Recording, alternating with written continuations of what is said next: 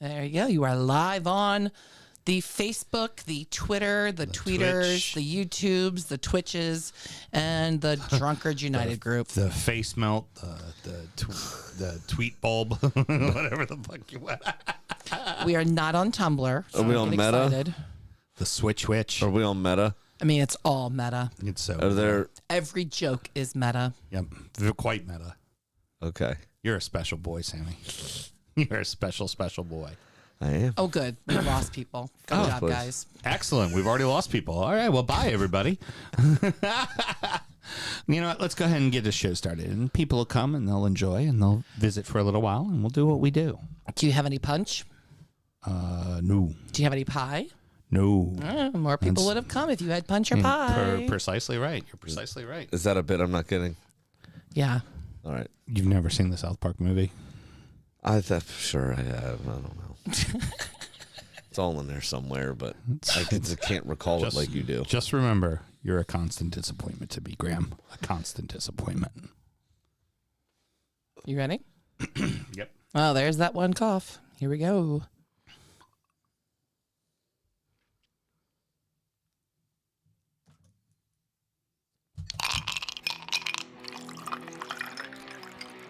Hello, this is David Geckel from Baltimore, Maryland, and I'm a Leeds United fan. And we're back, bitches, and we're never fucking leaving. Not when And you you're give up. listening to the DU Football Show. Nice. I suck. Not when you give up 3 1-goal leads 3 fucking times. Well, you stole in there right at the end, just like Tottenham did. Just lost my bet because you lost the lead 3 fucking times. Yeah, Seriously, that's how it goes. You deserve to go down. Let's start the show. Born in the land of Bowie, Maryland. Bred to be a fan of fucking Everton. Punch you in the eye and drink your rye.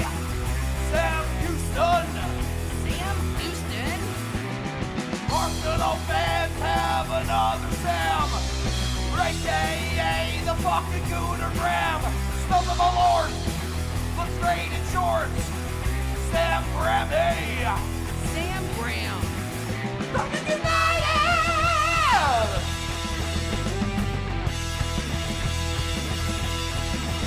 Fucking United!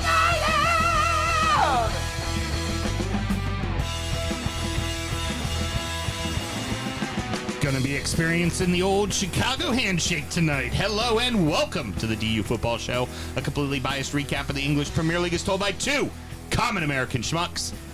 I'm your host, Sam Houston, and across the way from me, the salt and pepper is getting deeper, boy. You let him make fun of me getting old. You're looking old yourself, old and haggard. My co-host, Mr. Samuel Graham. Sammy, how are you? I don't think haggard is the way to go. Well, if somebody would have made you a sandwich, you wouldn't be haggard. That's fairly true. But, don't be jealous that I have hair. No, it's, Okay. Trust me. The hair was gone a long, long time ago. I was still a younger man, no, when I had hair. Something like that. That was my 20s when I said, fuck you, I'm going bald. I mean, you've always been older than me, so well, you know. by a lot. But the actually. beauty is you'll eventually turn 40. You'll eventually turn 50. Yeah, but by then you'll probably be dead. So By 50, definitely. Not wrong. Not wrong. We're recording at oh my God, I almost called Studio H. We're recording at the DU Public House just outside the nation's capital. You can check us out on all podcast platforms. Be sure to rate, subscribe, review, and share with a footballing friend. don't worry, Sam, I got you. And Sam- Just like Manchester City, Sam's checked out already for the World Cup. Precisely. And should you want to chat with us, there is many ways that you can. Sam, while our producer looks disappointingly at me for fucking up the intro and fucking up the call to action, please tell everybody where they can get in touch. Easily, I'll bring it home for us. It's at DU Football Show on all the social medias and dufootballshow@gmail.com to get in touch via email. I also got the DU Drip Shack, of course. You can come across all of your footballing sportswear that you need, as well as our Patreon, which I'm sure we'll come on to at some point. And yeah, You've already came onto it, so just go ahead and say it. Patreon.com/DU Football Show to get all our extra content. Like a good little whore that you are. That's it. Well done. Let's put my leg out there like I'm hailing a taxi in New York City. Sam and myself both work in the wine and spirit industry and both have a deep, passionate love for all things distilled spirits. So as the red-blooded Americans we are, without to have a drink in our hand throughout this show and every single show, Mr. Graham, what are we drinking today? This is Nelson's Greenbrier Tennessee whiskey. Handmade sour mash. 91 proof, which is an odd choice instead of the kind of nice even 90. Well, maybe they like 91. Okay. When our great-great-grandfather, Charles Nelson, announced Nelson's Greenbrier Tennessee whiskey to the public in 1860, he could have never imagined how popular his creation would become, or that his process would set the standard by which all future Tennessee whiskeys were judged. With our revival of Nelson's Greenbrier Tennessee whiskey, we've painstakingly recreated the family recipe, the finest ingredients filtered through a mellowing bed of sugar maple charcoal, and aged a minimum of 2 years in new charred oak barrels. We believe it's time the 21st century got to know the original Tennessee whiskey, and we hope you'll agree it was worth the wait. Welcome back. I think it's delicious. Yeah. I think it's, what my honest opinion is, 10 times better than Jack Daniels. It's not as charcoal mellow, like kind of sticky sweet than Jack. But yeah, it's very fucking drinkable, and also got decent body for being 2 years old. Like normally these whiskeys are very woody at this age, and it's got a good mouthfeel. It's a good glass of whiskey. Really enjoyed it. How much does run you? I'm not really even sure. The only time I've ever experienced this brand was a single barrel, one of our stores that we call on. Yeah. Right, and then they're also known for Bell Mead as well. But pricing, I think this one ran me like 35. Yeah, not so terrible at all. 30 to 35, so not bad at all, especially in the quote craft world. That's an exceptional price. It's a great little everyday drinker. Yeah, I very much like it over the cube. It's nice and easy to drink, and yeah, pretty fucking good. Over the cube? Over a big cube. Well, you just come back from Chicago, you think you're a big jet setting fucking cool guy over there? Why? When you put it over the cube, well, you don't even know. Yeah, it's how we roll, Just remember to drink responsibly, please. I did have 3 Chicago dogs and 2 Italian beefs. And the Italian beef place I went to was Johnny's, which is kind of like the locals, not, doing the normal. Why am I forgetting the name of it? Starts with a P. We have it all the time when we're in Chicago, Mel. Pastrami? No. Pascalami. I don't remember. I'm forgetting, but it is it the name of a sandwich, the name of a meat, or the name of a name place? of the store, name of the place. Oh, and it starts with a P. And we get it whenever we it's go embarrassing visit. that we're both forgetting this. I know. But anyways, the Johnny's, I had Johnny's and then immediately did the bit I love to do, and I did it on speaker so my fellow coworker could hear me do it. Called her on the phone and went, Mel, I'm sorry, it's over. I have had Johnny's Italian beef. I am staying here, and I'm going to start a life with Johnny's, and our marriage is absolved. That is it. And she goes, that sounds great. Appreciate it, really. I believe it's Ray. Portillo's. I believe it's Ray that said, anything is better than Jack. And can you repeat what it's called? Nelson's Greenbrier. This is my segment. Yes, it is. Nelson's Greenbrier Tennessee whiskey. Oh, if you knew what you were doing, you would hold the bottle back up again for everybody to see on the camera. Why don't you hold it steady then? See, there you go. At least I had the thought to fucking do it. All right, let's get into it. Oh, my God. You have a nice show, too. Oh, yeah. Yeah, there you go. Yeah, cheers. I'm just going to fade away. Yeah. Well, I'm forgetting all kinds of shit. I got 4 shows to do tonight. Give me a fucking break. Yeah. Arsenal's lead at the top has grown as they got a little help from a buzzing bee's brace after being shooed away by Southgate. You like how I nailed that one, didn't you? How many times did you rewrite that? One time, thank you, and one take also. I'm an excellent cold reader. Brentford 2, Man City 1, Arsenal 2, Wolverhampton 0. Bees stun City at home. I mean, it was a great performance. It was full of invention and resiliency from Brentford. They barely had over a quarter of the ball, just in general. But they outshot City on target, and they defended well enough that 29 of City's shots, only 6 of them found their way on target. There was no way through. No. There was no way through. They were getting blocks in. They were getting interceptions. They were forcing City into uncomfortable positions where they just blazed over. It was pretty good stuff from Brentford. And then you had Ivan Toney with a chip on his shoulder. Yeah. Which is a bad thing to have. You don't think I'm good enough for the World Squad? Fuck you. Got you. Yeah. What do you think of this, Garrett? It was great. The first of which was a pretty decent finish. The second of which I love, that looping header that just had Ederson scrambling back to try to get, and he couldn't. But I think part of it was the kind of killer instinct that City normally play with. Their players looked like they were wrapped in bubble wrap. Yeah, really. I mean, they had a ton of the ball, but they weren't exactly at their free-flowing best, and they definitely had their foot off the gas. Yeah, they weren't taking it to Brentford. Even with all the possession, it didn't feel like they were ever like, oh shit, we gotta get a second goal. We gotta win this. It was just like, okay, we can see it out to a draw. It'll be all right. Yeah. And we'll get those points when we play Arsenal. We'll be okay. The problem is now you need all 6 points. Right. Now you need all fucking 6 if you want to pass up Arsenal. And that's...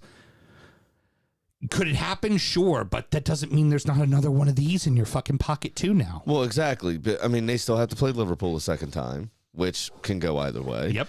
I mean, playing us, we played them very well back in the spring, and we're definitely better than we were. Yeah. You know, they needed a last gap winner from was it Rodri that scored back in March or whatever it was, April something around there, and they've looked kind of stop-starty occasionally this season. I mean, you think about the first game they lost, obviously, against Liverpool, this game, and then the 3-3 draw with Newcastle. I mean, this City team seems to have more vulnerabilities than ones previously. Now, they're still very fucking good, and their best defense is their offense still. Of course. But they look more vulnerable than they have in years past. Yeah. And Arsenal are better than they were. So I'm not saying we're going to beat them because we're known to fuck up at the back as well and have a spaz attack. Right. But I think if you look at the last 5-6 seasons, I think we're best equipped to try to deal with them now. I would agree. Than we have at any one point in the last 5 years. I would very much agree with that. Couple that with coming back from the World Cup, and this is true for us too. Who comes back fit, healthy, not exhausted? You know, if some of that team goes too far in the tournament, they may need 3 weeks off. Oh, you've got a Belgian on that team, probably going to go far. Got some Spaniards on that team, probably going to go far. You've got Portuguese players on that team. A couple English. Yep. Like, you've got a team of it's not like it's all smaller African nations that all these guys go. Like, they're gonna be deep. Brazilians, yeah. They're going to be deep. And then you also add into that, Holland being unable to do it on his own. He was the only one giving it a real go on Saturday. Yeah. And it's obvious that he can't do it by himself. He needs that service. Yeah. Yeah. So I was a little surprised not to see, say, like guys like Riyad Mahrez or Jack Grealish in there, starting, simply because they don't have World Cup. Well, Grealish did make the squad, didn't he? Yes, he did. Yeah. So the funniest meme was... He ain't going to fucking play. Just say, pull up the meme. The funniest meme was Southgate talking to him in his England kit. He said, the only reason you're here is because Almiron's not English. Which is quite funny. Yeah. After all the shit he was talking about. Yeah. So, like I said, for their... I mean, it even seemed like Pep took the game off, to be honest with you. He didn't even look mad about it. It was weird. He was also very casual, Pep, too. You notice that? He was like wearing like ripped up diesel jeans and like I'm convinced, how he wears shit that somehow he's got some kind of branding with? It's a hoodie, a zip up hoodie with a giant P over its heart. There ain't no doubt it has something to do with that man. Yeah. No doubt it has something to do with that man. Looking like he was going out for a fucking Sunday fun day and not a fucking not an That's actual his birthday match. outfit. Jesus, that's his birthday outfit because it's for him. So again, all that being said, Pep. let's the one last thing. Thomas Frank set up an exceptional defensive effort out of that team, 100%. And Raya had a great match in the net, and the whole defense, it really, and it's not even just the defensive line being there to block shots. It was couple that with a midfield who just was not going to let City through the lanes. They weren't going to do it. It was remarkable. It was an amazing game from Brentford. Really was. Yeah, it was a great game plan, and it was perfect from especially my jaded perspective, of being an Arsenal supporter. It was they set up perfect. They approached the game with the right amount of organization and unbridled enthusiasm. Yeah. At the same time, you know. And it was good. And then moving on, all you needed to do was get the win. Against managerless Wolves. You sure did make it look tough in the first half there, didn't you? Nobody really tried in the first half. Yeah. Arsenal moved the ball very slowly, and Wolves were happy to concede possession. They got every player behind the ball. But they found opportunities, too. That was the thing. They were very much playing on the counter, and then there were once or twice where we kind of fucked ourselves. Yeah. A bit. The Gabriel pass back. Yeah. A couple of those. Saliba's pass back it was. Saliba's pass back that Gabriel got the touch on to put it over. Yeah. So there was that, but after halftime, Arsenal looked brand new. They were moving the ball quickly, shifting from side to side, switching the run of play, and basically just overpowered Wolves. And finally, the breakthrough came through from Martin Odegaard, and then he found the net again after a pretty good double save by Jose Sa. I was going to say another brace. There are a bunch of braces this weekend. Oh, yeah. But it was all in all, I would just say it's a great performance. But yeah, and again, they're young. Saliba did make the French squad, which is a big deal for him, obviously. Mm-hmm. But and he's having a fantastic season. But he had that stretch where he had like an own goal, and this pass could have been a nightmare. That ball's in the back of the net, and it's 1-1, and suddenly you guys draw trouble. Or lose. Nerves could set in and all that kind of stuff as well. You don't know what's going to happen at that point. So agreed. It's very helpful, obviously, that it didn't happen. but yeah, I mean they dealt with it well, and top at Christmas by 5 points. All right. Well, I'm going to ask one final question, Sam, before going to the next segment. I'm not saying it. Don't try to get me to say it. Can you do it? Can we? Anyone can do it. Lester proved it. Yeah. Will we? Don't know. I didn't say will. I said committing. I'm not asking you to make that kind of commitment because you fuck yourself if you do. Yep. The simple question is, can you do it? Yes.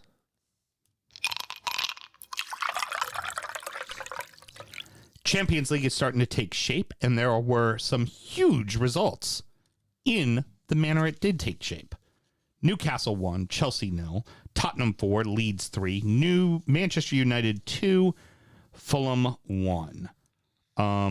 Much like we said last week with you versus Chelsea, how you manhandled them, insert the word Newcastle manhandled Chelsea. I mean, they went toe-to-toe with Chelsea. Yeah. And the maturity that they showed was excellent. And if you're going to say that Arsenal's beyond expectations at the moment where they're at and in their process, Newcastle are miles ahead of that of theirs. You know what I mean? They have what Eddie Howe has done. Now they did add a few players and they spent about $100 million, but that's no less than anybody else fucking spent so far. When they start doing a Neymar-esque transfer, that's when I'll complain about their budget. Right. I could tell you right now, if the season ended and you won it and Newcastle came in third, I would say you guys were the big surprise of the season for winning it. Yeah. If you came in second and City won it and Newcastle came in third, I would say Newcastle was the biggest surprise. I kind of get that. Because you finishing in second, you're like, we expected them to be in the hunt. Like we expected Arsenal to be back in the Champions League places, Champions basically. League, improved, fighting for the title, being a nuisance. We expected that. So if you finish in second, it's kind of expected. Right. But Newcastle in third fucking place already is a big time is a big time deal. We were thinking maybe McRib. Right. Maybe, they're on a just have a wee jaunt to Europe next season. Yeah, so either just build yourself up, start being able to attract better players. Yeah, 6th, 7th, 8th is where we kind of saw them maybe. Exactly. But maybe a run in a domestic cup, maybe. And in back-to-back weeks, beating fucking people who are fucking... right around them. Right around them, competing them. I mean, fucking hats off to them. And almost beat fucking Liverpool as well. I think that's their 5th win in a row. Yeah. They're on fire. They're on absolute fire now. And it's funny because this wasn't the team you thought would do it. This wasn't the manager you thought would do it. Yeah, Mel's offering you coffee. I'm good, thank you. Now, the coffee's got a little amaretto in it, too. Oh, nice. There you go. Actually, maybe I'll try it. You think she can do this shit sober? Or better yet, sorry, you think she can do this? You think she wants to do it sober? That's the key. Yeah. That's the key. That's the key. Wants is the key word. But Newcastle counterattacked brilliantly. Mm-hmm. They put Chelsea in uncomfortable positions. The ball was about even, but the chances were all Newcastle's, really. Nick Pope, I think, had to make 2 really good saves. Everything else was pretty routine. But after how it started, the first 6 games, no loss, advancing in their Champions League group, everything else, you thought, okay, Graham Potter's making this transition pretty easy. Right. I think what the spell they're in now is what we expected to happen right at the beginning of Potter's reign. Right. Stepping up from Brighton and all that kind of stuff. But this is now a winless in their last 4. Mm-hmm. And I think he's kind of testing how long his leash is from the Bowleys. I mean, we spoke, last time about the only thing we really have to compare it to is the Los Angeles Dodgers manager, David Roberts. He still manages today. Exactly. They gave him a long leash and let him have his growing pains. I wonder if they're going to do the same here. That's the only thing we have to go on. So you'd like to think yes. Mm-hmm. Todd Bowley doesn't seem like a guy that wants egg on his face, so I think he's going to stick with Potter as long as he can. But they need to get a coherent transfer strategy. And in January, they need to buy some of Graham Potter's players that he wants, because he inherited a misfiring squad that they all act like spoiled brats. Do you think? And that all came out, that frustration came out after the game. Why didn't you roll over for us? Yeah. We're Chelsea. Right. When Kai Havertz squared up to essentially all of Geordie Nation at once. And speaking of that the 13th man that is, I mean, everybody talks about Anfield and how loud it is and how, that when you'll never walk alone and everything else. Goodison at the end of the year. Exactly. With Spirit of the Blues. And then, I mean, West Ham and Blowing Bubbles, but that's a song about disappointment. So kind of just fits, doesn't it? Currently, yes. But St. James Park is fucking raucous at the moment. And vicious, too. When they got on Chelsea's back, I mean, and it was from maybe the 15th minute or so, for when Newcastle really started turning the screw, to the end of the fucking game. Mm-hmm. And they were just giving it nonstop, cheering every pass, cheering every touch, clapping every, half chance they had. And Chelsea felt the pressure, and they started to snap a bit. Yeah. Now, you mentioned this one with Nick Pope, and I kind of wanted to double back to it because I have a thought on it. You often say that, there's keepers who play on lower competition teams, like Pope played for Burnley and had to constantly make saves. And at some point the dam breaks, and they're a great keeper, but how good are they when they're just asked to make 2? Right. Where your team is very good, but you're asked to make a world-class save while not seeing anything the whole time. Right. Pope's starting to become that keeper. Yep. He's on. He's not making mistakes. And he made a couple of worldies, and that was the only chances that, honestly, Chelsea had. That was it. Yep. And he made the saves that he needed to make, which made it very comfortable for his team to just go dominate the match. Exactly. They didn't have to get a second or third. They just, he made the saves he needed to fucking make. You could say, we always use the example of Ben Foster because he's always played on kind of middling clubs. Mm-hmm. Where like Allison or Ederson are in goal and they may only see 2 goals or 2 shots a game rather. Right. Where Ben Foster sees 13. Right. It's almost easier to be Ben Foster because you're constantly switched on, right? You can't let yourself drop. I don't as a former keeper, I don't disagree with that. When you're seeing a lot of shots, you're honed in. Right. When you're Ederson or Allison, you're like Little League, collecting rocks in your underwear, picking dandelions for most of the game, and then asked to come up with something fucking amazing. And those guys are able to do it because we never really got the chance to see Ben Foster do that. You know what I mean? And that's why I think he never really established himself as England's number 1, just personally in his career. Right. But it just shows the mental side of goalkeeping is so much more important than the actual goalkeeping itself for the most part. Because if you're on a good team, you could go 70 minutes without even a pass back from your defense. Yeah, exactly. The only kicks you're taking are goal kicks. That's it. And you're not getting touches. And it's like, Sometimes you're not even taking goal kicks. Sometimes it's, just nothing. Right. Just back there watching the gameplay. Exactly. So it's a testament to those guys that can do that. And you're absolutely right. Nick Pope looks like he's settling in to be that guy. Yeah, he's I just wish his keeper. distribution was better. And that's what's going to keep him out of the England lineup. Right. That's the actual lineup. That's why he's number 2 or number 3. Number 3, because Ramsdale's distribution's almost as good as Pickford's. Yeah.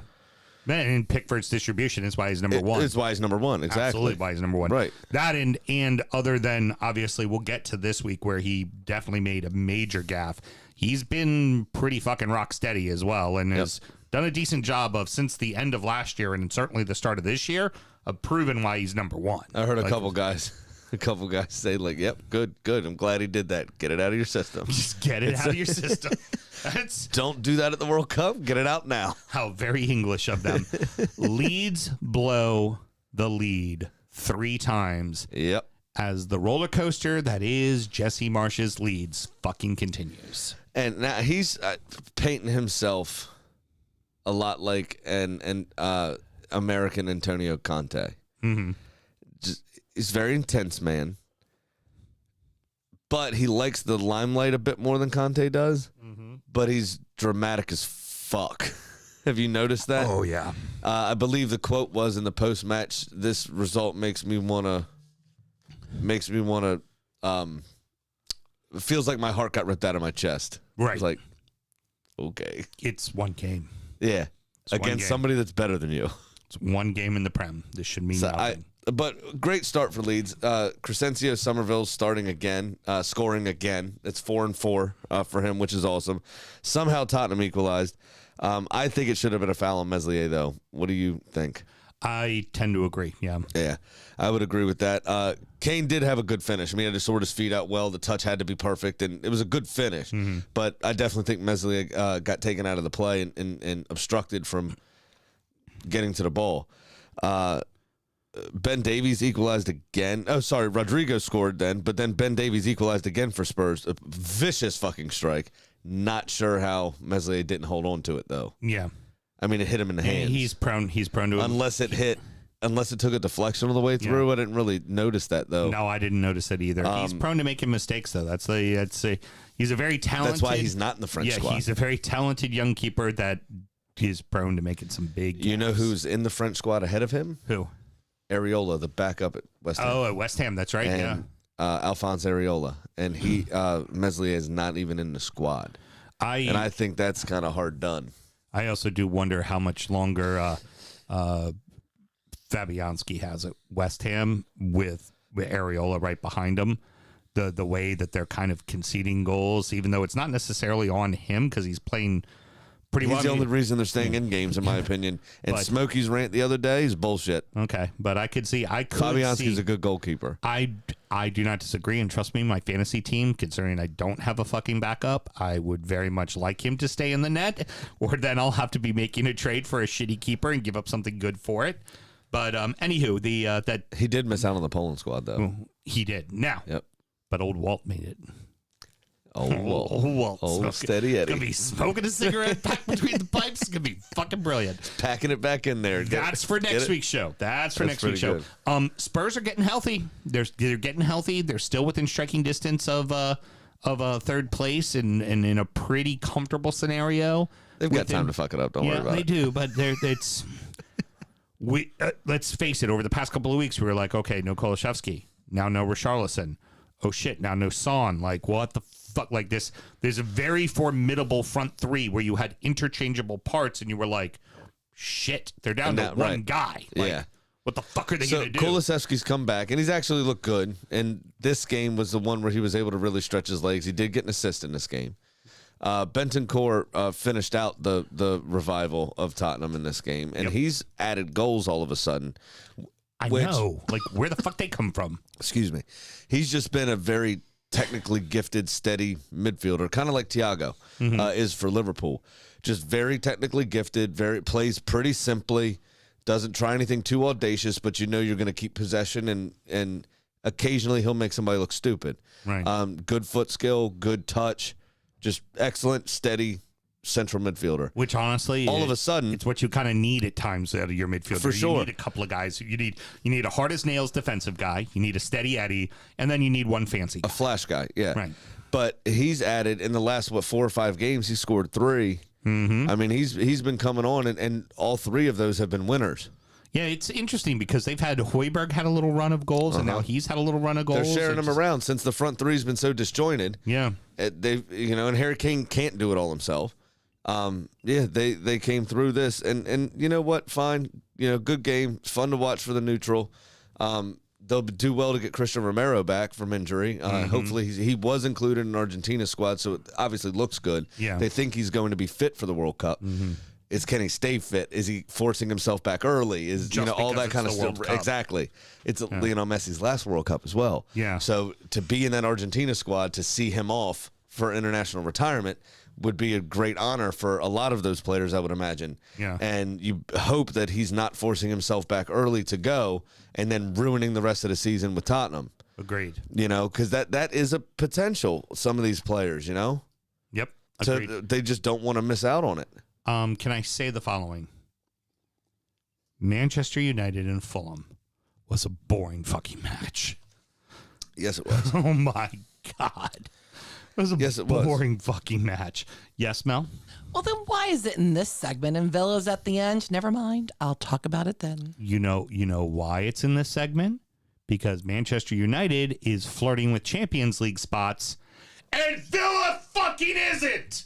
You just could have stopped at Villa fucking. It makes sense, right? I mean, trust me, I don't want to put a boring-ass game in this segment, but somehow, yet again, despite all the distractions that we'll get to, fucking United finds a way to get a win on a game that, frankly, they didn't deserve. Fulham was the better side. They were, and they stood toe-to-toe with United for most of it. I think had Mitro been involved, this game was a Fulham win. I don't disagree with that. Because they had chances. Because that's someone who would have put a couple away, and this would have been, 3-1. Exactly right. And United would have been chasing the game. Exactly right. 100%. What I didn't realize is that's Christian Eriksen's first goal for the club. Mm-hmm. I figured he would have scored at some point. Now, just hasn't. Here, if we're going to say something positive about Manchester United, it was definitely the Bruno Fernandes Christian Eriksen show. The two of them played. Yeah, they played stellar, and they have that ability to just control a game. The problem was it wasn't anything controlling that was like progressive. Good. Yeah, right. Like they just held the ball the whole fucking game. It was almost like they just lulled Fulham to a nice little nap and then went, oh, here we go. We just scored. Yeah, exactly. Good goal from Garnacho coming in. Good strength, good pace, good composure, everything. I hope he they keep him and Ronaldo apart. Yeah, just don't let keep that kid's feet on the ground. Yeah. Don't let him get blown up by anybody. Don't let him get his head turned. Don't let him nothing. Keep him away from Cristiano Ronaldo. Just basically make a special point to tell him that if you ever pull any of this bullshit with the way your career is starting to shoot for the stars here, we'll fucking sell you in a heartbeat. So CR7 had a talk with your boy. My boy is fucking guy. He's an Arsenal supporter. Yeah, but he's a crazy uncle. There's every supporters group has them. The Brexit lot. He's the Alex Jones of Arsenal that's supporters. What I'm saying. Exactly right. I was just about to say he's Alex Jones. Shouldn't CR7 know? Of shit, Piers Morgan. I'm sitting down with Piers Morgan, who's a diehard Arsenal fan. He is going to do everything in his power to get me to say something stupid. Here, allow me to say something stupid. Well, yeah, it was just like, Piers, how do you like life under Ten Hag? And Ronaldo was like, that motherfucker. And then just unloaded every piece of dirty laundry that he possibly had. It was just like, what are you doing? I mean, this is like when Costanza was trying to get fired from the Yankees so he could become the Mets scout. Do you remember this? Yes. He's driving the World Series trophy around, dragging it behind his car in the parking lot, doing circles, honking and screaming insults about Steinbrenner out the window. He tried to streak on the field. These are all the Ronaldo. It didn't take his pants off, but he walked off the field when he wasn't supposed to. That's a kind of professional streaking, if you will. He laid it all bare. It's ridiculous. What the fuck are you doing? If I was Ten Hag, I'd be like, you're never playing for us again. Don't even show up to training. Fuck you. It'd be easy. He's one of the greatest talents to ever play the game, and he's always been opinionated, but I think he's always known his place within a club. And producer Mel was kind of asking me about it, and I was like, you kind of did the big no-no. As a player, you don't open the locker room door. A coach is allowed to call you out, and you take it. And you can then not play for him and underperform for him, but you don't... You could say something about him once he's gone. Yeah, he didn't have control of the locker room, didn't really see his vision, what he was doing, but you don't do it while you're still employed. Fucking on the team. Yeah. Yes. So the guys in chat have opinions on this. Christian commented that Haig would have made him wear the armband, of course. Yeah, he did. He put the fucking armband on him. Right. And Timmy is watching. He says he just wants a new pool to lounge in. Yeah, it's Miami FC is waiting. Fulham is about to open up. They have a pool. Yeah, it's. I believe Rooney said something like, "Come to America and say this shit to my face." Yeah, because he was having a go at him. Yeah. Wayne Rooney or Ronaldo had a go at Rooney as well. But hey, at least he got fined $1 million. I mean, 2 weeks salary. It's fucking ridiculous. That hurts. That's pocket money for him. Yeah. And I think what even seems even more ridiculous about all of this is that's a Manchester United great, right? And even when Ronaldo, which one? Yeah. Like he's a Manchester United great. And I thought you were saying that about Rooney. I was like, he's their all-time leading goal scorer. Right. Like, show some respect. Yes.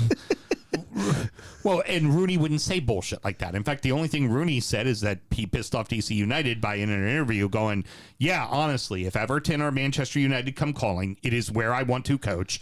I will go coach there. That's different. That's being honest. That's just honesty. Which, I mean, his boyhood club that he got his start with, and the club that he made and him. that call might be coming sooner than later. One of the greatest players in the world. I'm not disagreeing with that one either. I'd like it to be a couple of years from now, but the way things are going, might be in a month. Ronaldo's concerned about things like Rooney not being as hot as him. Yeah, I'm amazed. Rooney had a hair transplant. The vanity. He's trying to up his game. That's where you got the idea. I mean, honestly, it's the vanity of Ronaldo. This like the one of the biggest things we have to remember for always. You've gotten that now 3 times, right? Tegan's phone broke, so she's using my iPad that has the same Apple ID as this. And if she doesn't answer it fast enough, it then rings my phone. Heard. That's the 4th missed FaceTime call from her little best friend. Starting to annoy me. Heard. Very good. Next time it calls, I'll answer. No. You can't. That's creepy. It's going in my pocket. But it's the vanity from Ronaldo for me, and just I mean, it's just the audacity. What are you doing? You're a legend.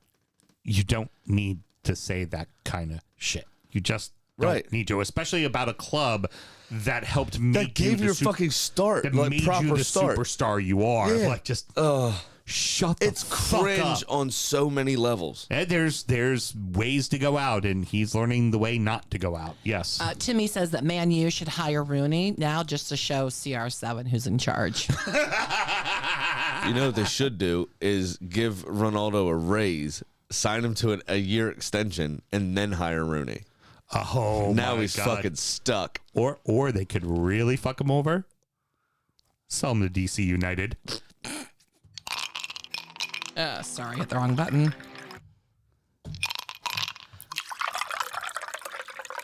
Sorry, it's a good song. Rounding out the rest of the league, so that happened.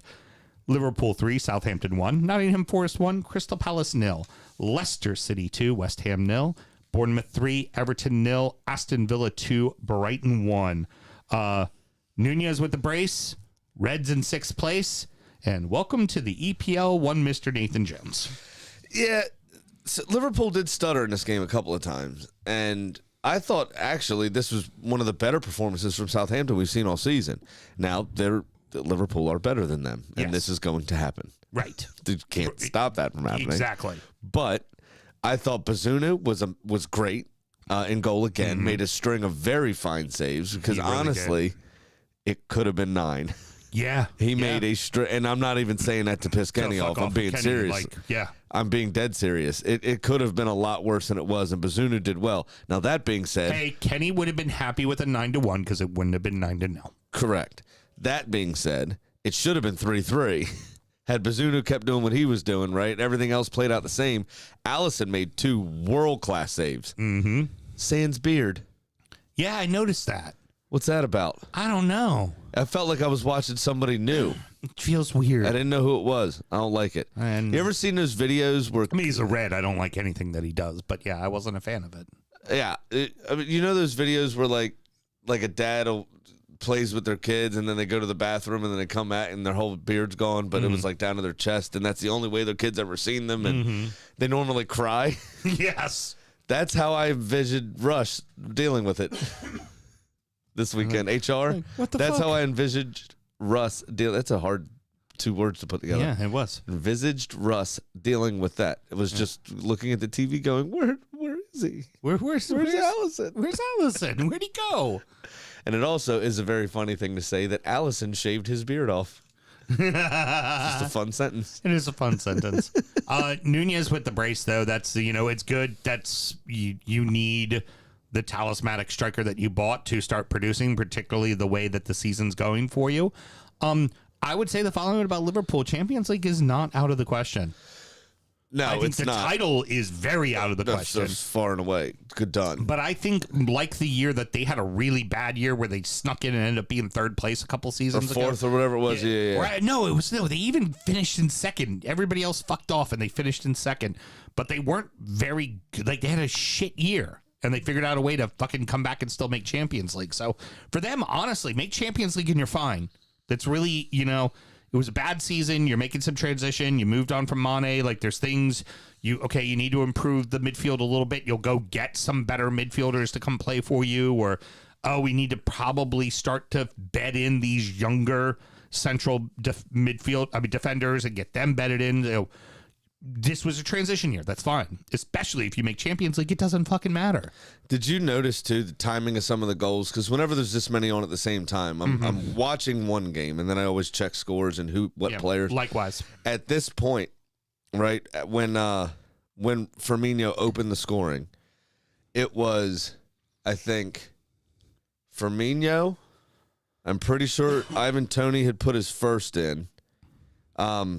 And there was somebody else that had been fucked over in selections. I can't remember who it was. Somebody else that didn't get called up to their national side. But it was like everybody that got dissed were the only 4 people on the score sheet at that point across the league. Yeah. It was pretty good. I was like, oh, man. And then James Maddison fucked it up by scoring for Leicester. Yeah. Celebrating his call up. Moving on, needed win for Forest, and Big time. I guess Wilf just assumed that Dean Henderson was going to save it, so he just went ahead and did him a favor and just missed. Yeah, I mean, really, I'll just read it to you because there's nothing really to talk about the game. No, nothing at all. Really. This is what I wrote. How unlucky can you really be? I guess it was all used up by dodging the penalty shout. All the luck that should have been a penalty in my opinion for Forest, that Palace was the egregious party. Then winning one but missing it, to not having an injury acknowledged, which to the letter of the law didn't have to be because it wasn't a head injury. And we'll get to that. And steady Eddie Guaita spilling a simple catch to the feet of Gibbs White, and that's the goal that proves the winner of the game. I can't get over the amount of shithousery God played on Palace, which in my mind means one thing. Brad Parker, Crystal Palace supporter, is the devil. If God's fucking with you that hard, you got to be the devil, right? Bloody fucking brilliant. I love it. Bloody fucking brilliant. And that cheesy ass shit I just did was more interesting than the game. Yes. Irons cannot score. They cannot score right now. And your boy now is 3rd, but 2nd on number of clean sheets at 6. Yeah, but I think that's more to do with Faiz. Okay. And that was a good little play on words by Brody too. Yeah. Did you see that? Yes, about in the comments he said I'll face the facts. Yeah. Or whatever. Yeah, that was pretty good. I think it's a lot to do with the defense being much more settled. Not losing Wesley Fofana. Mm-hmm.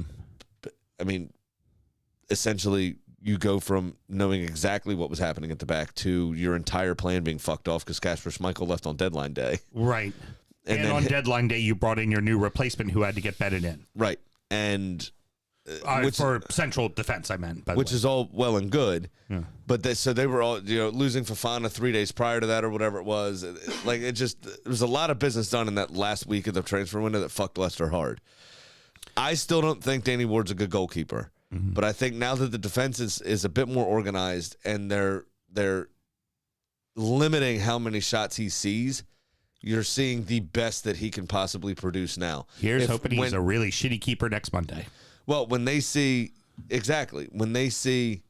Chelsea, when they see Liverpool, when they see City, when they see Arsenal again, when they see us. City, it was 1-0. He didn't do better. Yeah, but I think that was more to City fucking it off than it was. Fair enough. Because at Arsenal, he let in 4, And that's where I see the issue. If they can limit the number of chances that he has to face, then, yeah, sure. I'd look good if I only had to face 2 shots a game. Yeah. You know what I'm saying? Not yet. No, we still got to get to the game. If you're just taking pictures. I don't know if you want to take video of me drinking, but that's we're getting close. We're getting close. And I was just taking pictures, and I was about to argue, why do you get to pour your own fucking shot? Maybe one of us want to pour it for you. It's poured to the legs. Oh, I would have poured it higher. It deserves to have it poured higher. The Fabianski. I just want to say, as I pour myself a larger shot than we normally take, fuck you. I will remember this. I was just joking because it's funny. Fuck you. I will remember this. He's a man who hates himself. Yes, that's true. I am an Everton supporter. This isn't EA, okay? Everton Anonymous. Fabianski was required to make a ton of saves in this game, though. So, yeah. I mean, it could have been a lot worse. Which is where I have my issue with Smokey. Fabianski is a good fucking goalkeeper. In a 2-0 loss, Fabianski in fantasy scored me 9 fucking points. Exactly. And it wasn't just because of the penalty save. He saved a penalty. He saved a penalty, but he also then had 6 saves, which gave me extra 2 points, 2 or 4 points or whatever it is. Yeah, exactly. 9 fucking points while conceding 2. Exactly right. That's what I'm saying. He's a good goalkeeper, and I'm pissed off he didn't make it for Poland. Yeah. So, and honestly, and we're about to say this as we transition to Everton, but for West Ham, until you get the fuck out of it, you're in the relegation battle. Mm-hmm. You're there. You are fucking there because they did it. They got a couple of wins, and it seemed like the ship was turned the right way, and then they've just been fucking it off lately, which leads me into the next team, fucking Everton. They got a couple of wins. We were talking about this. They got that win against Palace. They got the draw against Fulham. You're like, okay, they're moving in the right direction. Yeah, Leicester's doing well, but it's at home. They fucking lose to them. And then, I'm sorry, the worst thing you ever want to fucking hear as a player or a supporter is at the end of the match when a group of supporters, because you've been in their building twice in the same fucking week and lost to them 7-1 collectively, getting exited out of the League Cup 4-1 and then 3-0 here, and you hear, can we play you? Can we play you? Can we play you every week? That is not the chant you want to fucking hear. Wait, Sam, wait. Hold on. My head hurts. Can you bring it home for us and put it in the back of the net? Jesus, fuck me Christ. All right, so sorry, Russ. I would like to say the following right off the bat. Muted. I'll apologize. Sorry, Russ. I would like to say this right off the bat. Bournemouth was the better side. Bournemouth deserved the win 100%. They were ruthless and they deserve it. James Tarkowski was on the ground with a head injury as Kiefer Moore jumped over top of him with a head injury to score the goal. And knocking heads himself with Mikalenko, who went out with a concussion. But that's okay when he got a head injury later and it meant fuck all. Tweet, stop play, everybody. There's somebody on the ground with a fucking head injury. Craig Pawson had, this match could have gotten much worse in the second half if Everton decided to be cynical as they were losing, because in the first half he had zero control.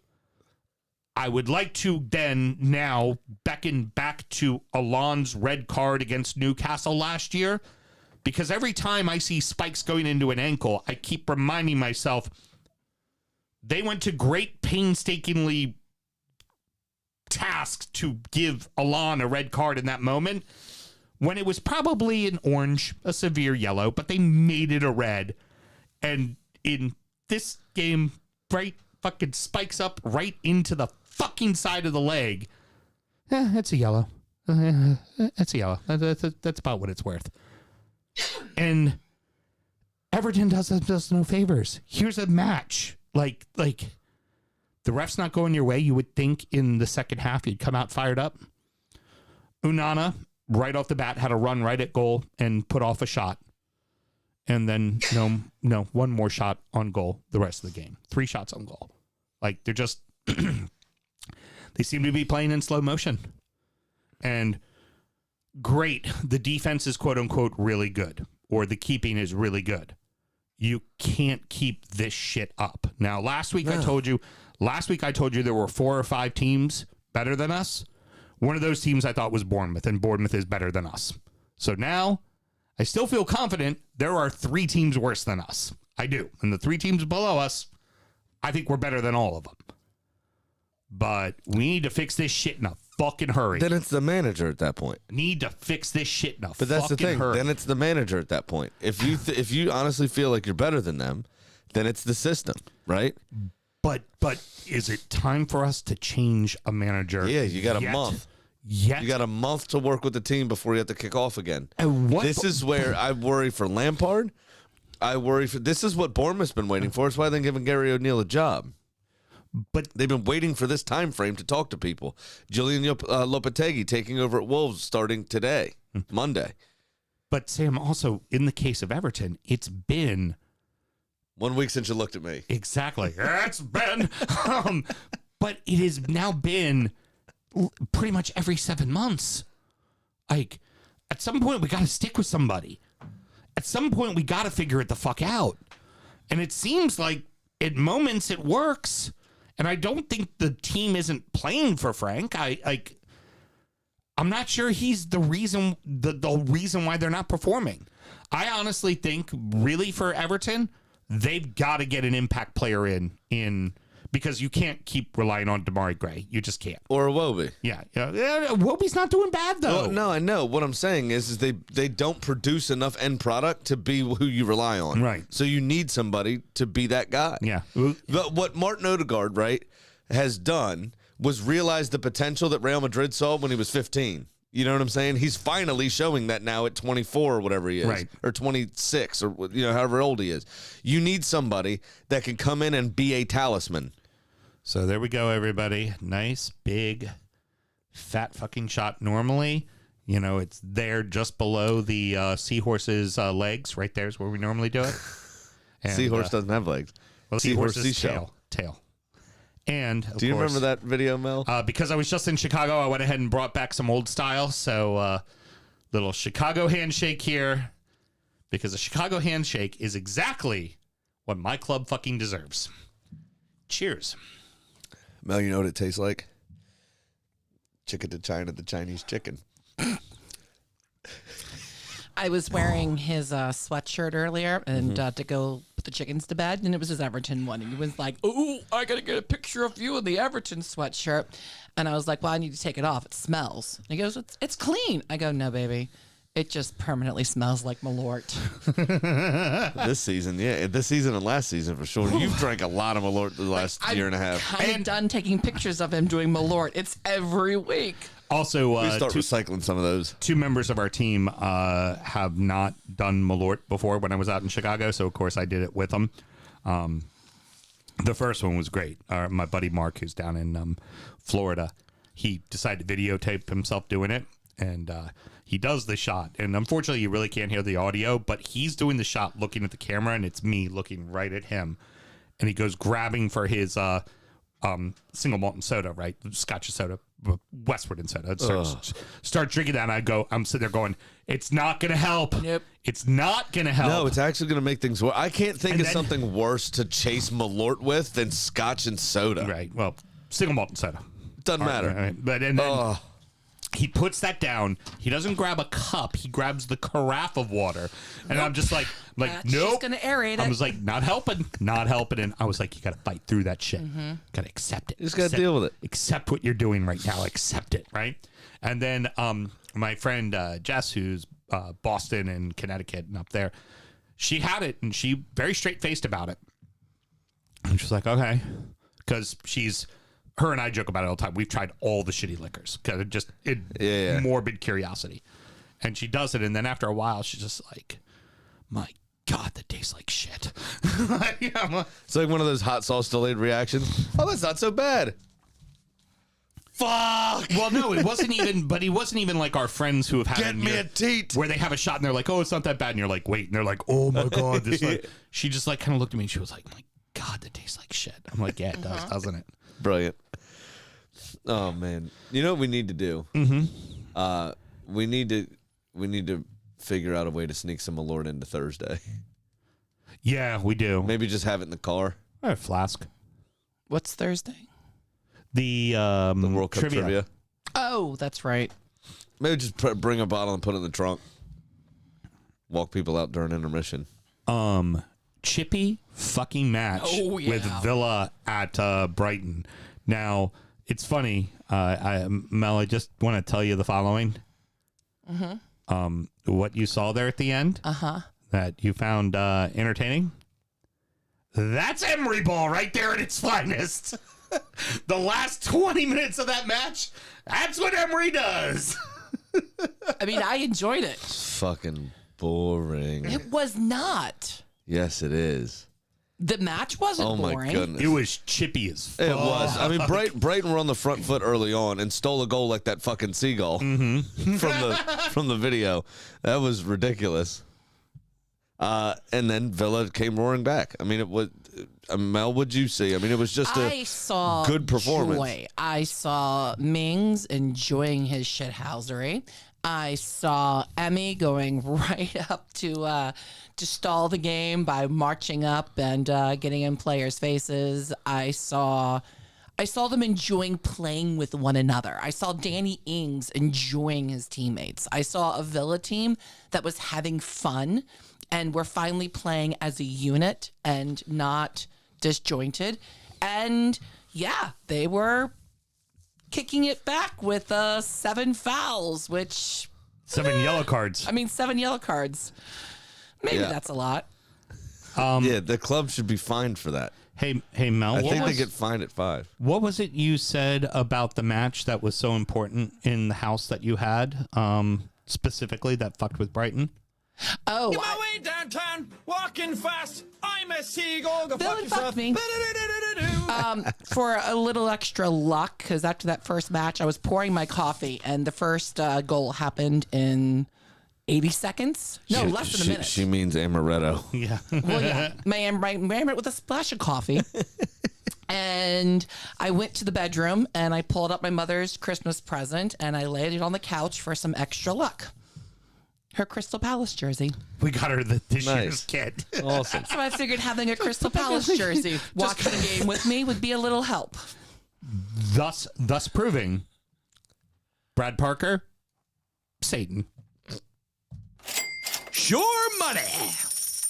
You know what I didn't think of, actually, that you said there that was What? pretty good, was the enthusiasm with which the team celebrated both of Danny Ings' goals, Yeah. right? Did you see the way Miguel Almiron celebrated Joe Willicks after he took it off Miggy's foot? Oh, yeah. I mean, that shows the togetherness of the teams, right? I mean, that spirit is awesome. That's good for them. When a team is really sinking, you can tell, and you watch them in the way that they're Yeah. playing, and that was definitely the case in both of those instances. I mean, I did feel really bad for Sanchez, though, with it getting a hand to the penalty with just being too hard to stop it. He'd already moved. Yeah, He'd already moved. It's tough. Anyway. That's the problem with down the center. Right. Yeah.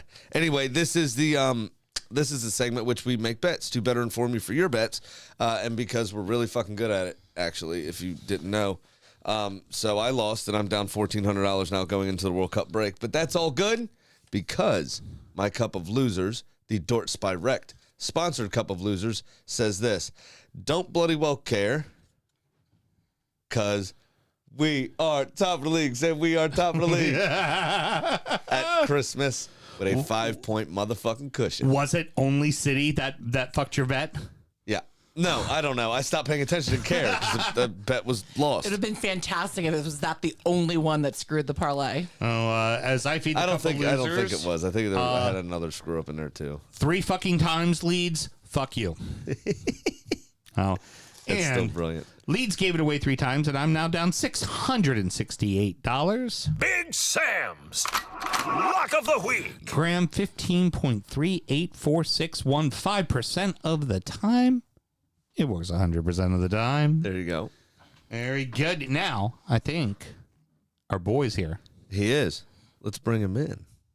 And now, it's time for our degenerate gambling friend Pat's Pick of the Week. So quickly before Pat begins, I just want to say that we will not be making our Premier League bets this week, obviously, because the league doesn't return for a good wee while. That will be on the next show prior to Boxing Day for the Premier League action. But we are doing something really fucking interesting for the World Cup.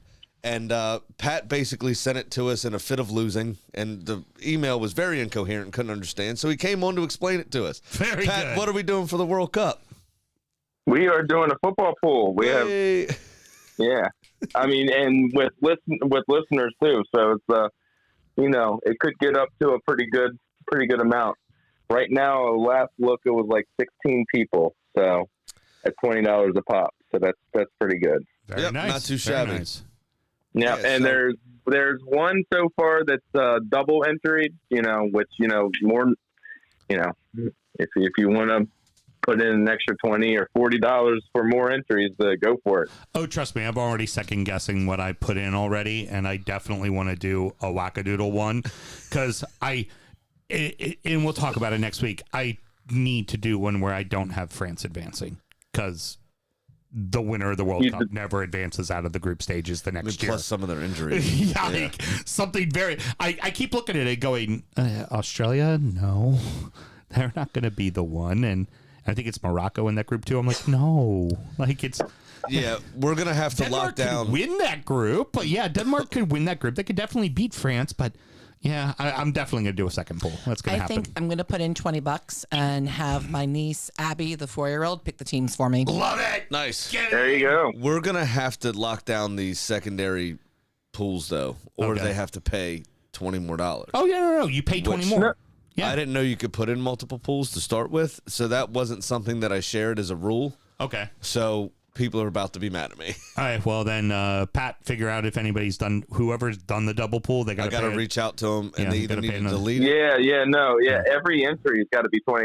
If Every you want to do entry's- multiple pools, yeah. I didn't know you could do multiples, my point, so I didn't tell anybody specifically. It's $20 per entry. Right. Yeah. Gotcha. So if somebody has, because I've only collected, I think, 14 people's money. 13 Got it. people's money. Got it. So if there's 16 entries, that's a fucking problem. Okay, well, it's also including me and you, and I'm sure you put your money in already too. Both so. of us have. So then Okay. it's probably the one person who put in 2 did not put in their money yet. Correct. Yeah. Fair enough. So I have $40 more to send you currently, and I sent you 220 that included Sam's and 20 that included mine. So that's 220, 240, that's 280, so it'd be 14 people. And then you have your own 20 responsibilities, so that's 15 people. yeah. So one. So Yep. one Yeah. person put in a second entry.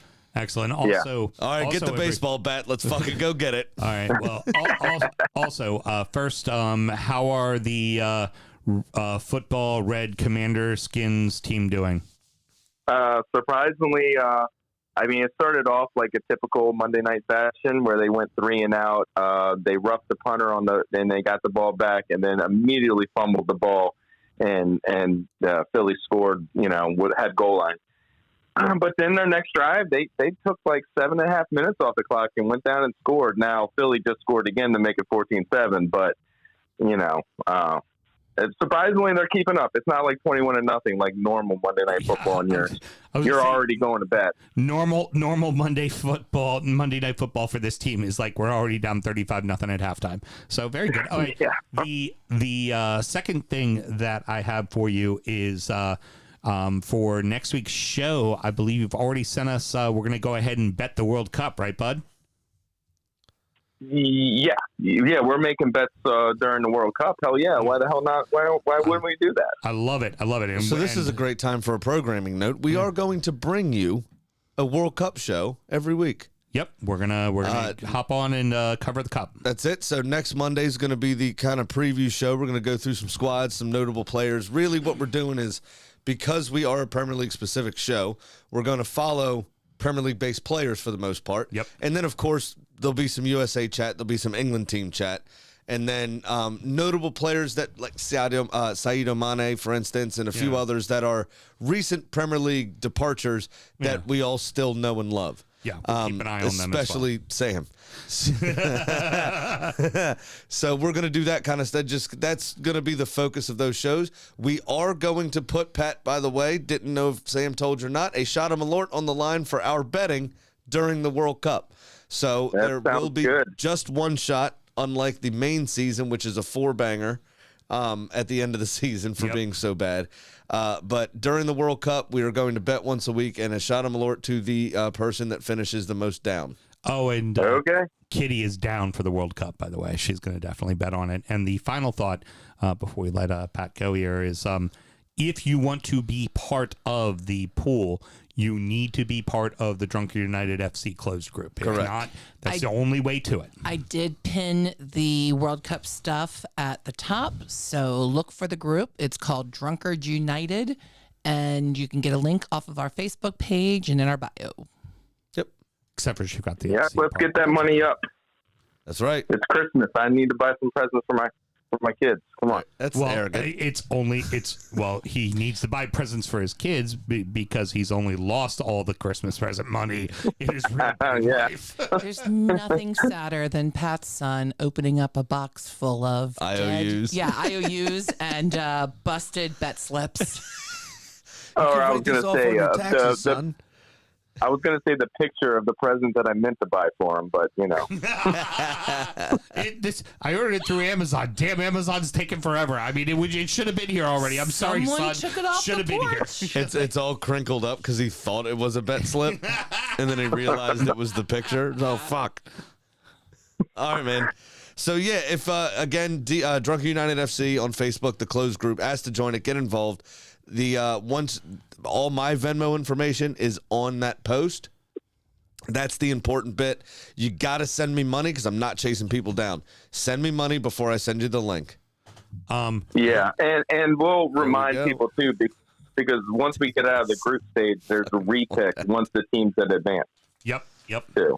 So and also everybody definitely do not send Sam requests for $20 for dick pics. Do not.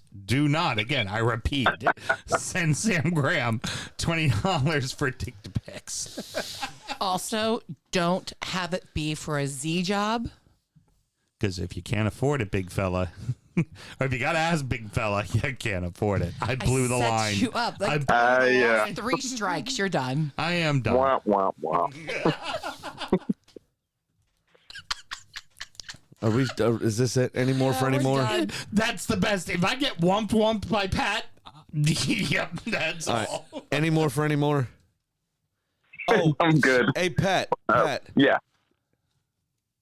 I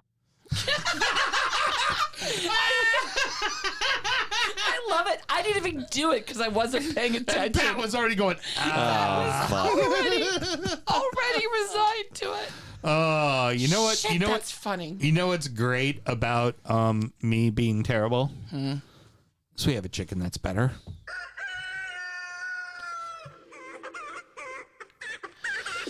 Well, Kitty got a second win in a row, and she's back to 500 and sits at 7-7. Not going to be made into fried chicken. So she's back in the coop and says she's planning on betting the cup. Awesome. You said that Kitty's in on all of this World Cup stuff. Does that mean she's in for the shots of Malort?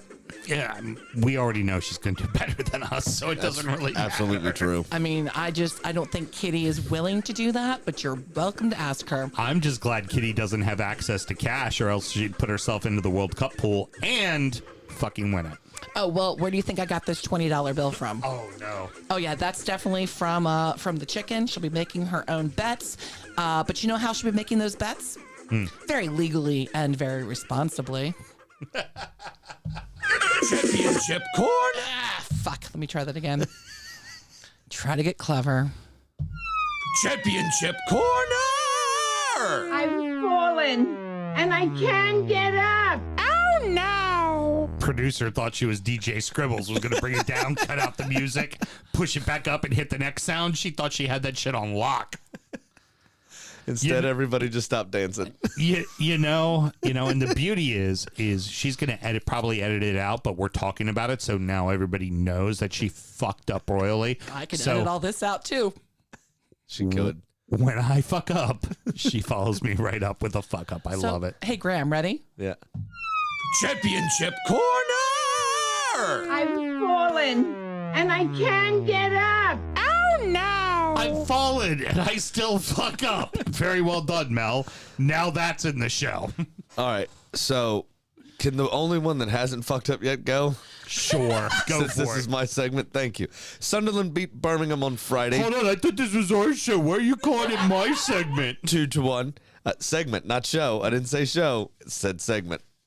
Watford and Bristol City drew 0-0. Sheffield United 1-0 over Cardiff. Just fucked up right there. Okay, I'm not a good cold reader, but I didn't say the wrong intro. I didn't push the wrong buttons. I didn't do any of that. All right, you cunts. Fucking slow your roll. Let's give you those opportunities. I'm sure you fucked that up. Coventry 2-0 over QPR. Huddersfield and Swansea 2, I'm sure. A very exciting 0-0 draw. Reading 2-1 over Hull. Luton and Rotherham 1-1. Borough over Norwich City 2-1. Millwall 4-2 in a barn burner against Preston. West Brom 2-0. Loving life after Steve Bruce, and then Burnley 3-0 over Blackburn in a top of the table bout. And I did forget to tell you about Wigan beating out Blackpool 2-1. That leaves your table looking like this. Burnley still on top on 41 points. Sheffield United on 38. Blackburn Rovers on 36. Watford on 33 and 4th. Norwich are on 5th, on 32 points. Millwall in 6th on 31. However, they have a game in hand on everyone in front of them, so they could jump to 4th should they win that game in hand. QPR in 7th, Swansea in 8th, Preston North End in 9th, all also on 31 points. However, they've played the maximum 21 games. Luton in 10th. Let's go down to the bottom. Again. Huddersfield dead last. Blackpool in 23rd. 3 points clear of Huddersfield, although Huddersfield do have a game in hand. West Brom out of the relegation zone, but tied in points with Wigan on 23 apiece. 10 goal difference better, but West Brom do have the game in hand as well. Excellent. Very, very good. I had to cover you there, huh? A little cough. Has something going on here at my throat.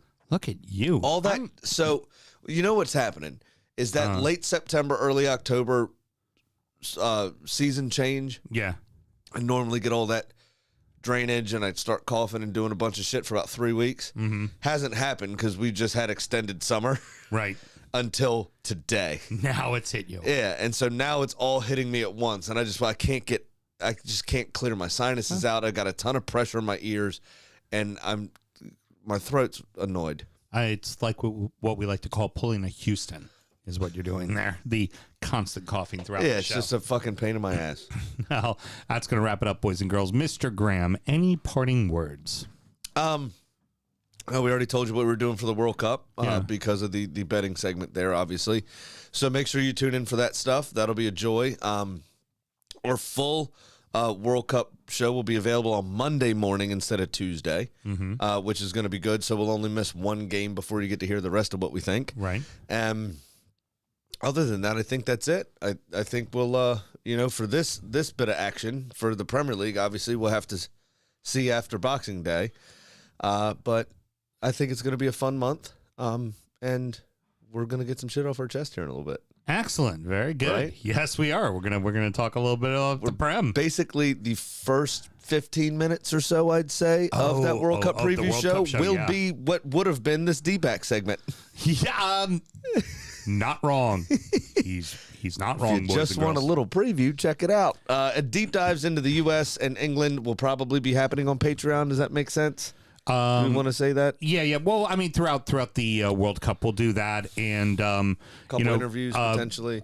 League One still plays, so we'll be checking in on Aki. Of course, we'll still be drinking beers and having fun with that. And we'll probably look in on the pool as well, see what's going on there. Cool. So. And as always, you can find that at patreon.com/DUFootballShow. You get Injury Time, which is our preview show of the upcoming stuff. We go over our beers, we go over our adopted clubs, as Sam was just saying. And then you also get Sound Check, which is our real sound check. Mel checking our levels, us catching up from the week of work and everything else. And you get to hear kind of general insights about your favorite podcast host that you don't normally get to hear. How very Republican of you to be concerned about when I'm stepping all over your segments, but not give one shit when you're stepping all over mine. Well, I'm pretty sure you tossed it back to me, Sam, okay? You hear what you want to hear. Go on, Alex. Keep being you. Till next week, everybody. But you're a man, though. I can't say anything mean about you.